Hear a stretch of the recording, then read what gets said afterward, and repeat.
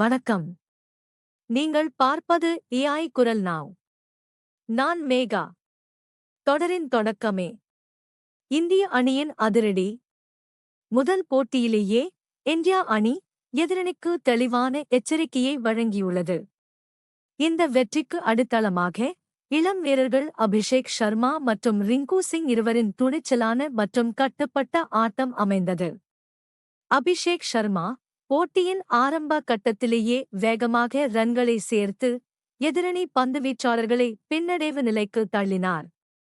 அவருக்கு சிறப்பான துணையாக ரிங்கு சிங் கடைசி ஓவர்களில் அமைதியும் அதிரடியும் கலந்த சிறப்பான பேட்டிங்கை வெளிப்படுத்தினார். இந்த கூட்டணி இந்திய அணிக்கு போட்டியின் முழு கட்டுப்பாட்டையும் அளித்ததோடு தொடரின் முதல் வெற்றியை ஸ்டைலாக உறுதி செய்தது.